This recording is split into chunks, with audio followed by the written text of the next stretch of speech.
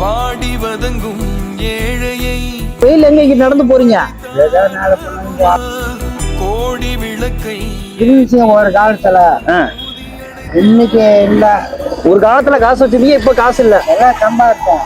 அதான் ஒரு உழைப்பாளி. என் பசங்க ஏன் உங்களை பாக்கலையா? ரெண்டும் நம்ம வந்து நடந்து போறோம். கவர்மெண்ட் காசு வருது. பசங்க 2 பேரும் கால் வராதா? ஐயாக்கு என்ன வேணும் கேளு. உங்க ஆசை என்னன்னு சொல்லுங்க, நான் நிறைவேற்றுறேன். ஆசை என்னங்க? கஞ்சி கஞ்சினா துணி. கஞ்சினா வீடு வர ஒரு வீதி வர மனைவி. வீடு வர உறவு, வீதி வர மனைவி. காடு வர பிள்ளை கிடைச்ச மாதிரி இல்ல. பணம் இருக்கு, எதுவுமே கேட்கணும். உங்களுக்கு தான் அந்த பணம், எல்லாம் உங்களுக்கு தான்.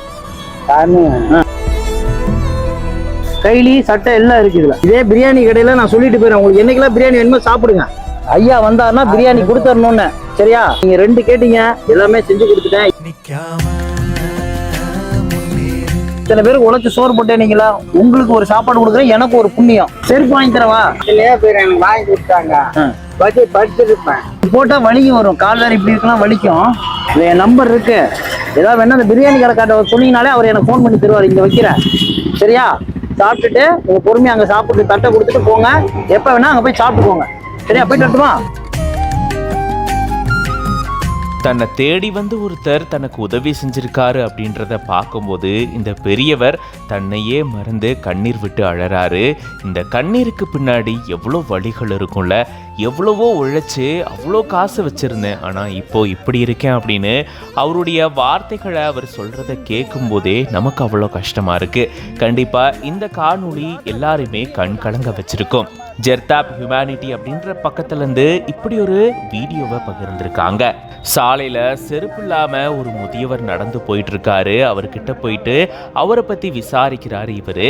ஒரு காலத்தில் நல்லா உழைச்சேன்ப்பா, நல்லா காசு வச்சுருந்தேன், ஆனால் இப்போ கஷ்டப்படுறேன், முடியலை, ஏதோ கவர்மெண்ட்ல இருந்து பணம் வருது அப்படின்னு சொல்லி தன்னுடைய கஷ்டமான நிலைமையை எடுத்து சொல்றாரு. உங்களுக்கு என்ன வேணும் அப்படின்னு இவர் கேட்க, எனக்கு வேற ஒண்ணு பெருசாலாம் வேணாம், சாப்பிட்றதுக்கு சோறு போட்டுக்கிறதுக்கு துணி இருந்தா போதும் அப்படின்னு சொல்ல அதை இவர் வாங்கி கொடுத்துட்டு அதுக்கப்புறமா கையில கொஞ்சம் பணத்தையும் கொடுக்குறாரு. அந்த பணத்தை வாங்கின உடனே அந்த பெரியவருக்கு ஒண்ணுமே புரியல. தேடி வந்து தனக்கு இவ்வளோ பணத்தை ஒருத்தர் கொடுக்குறாரா அப்படின்னு முதல்ல அதிர்ச்சி அடைகிறாரு.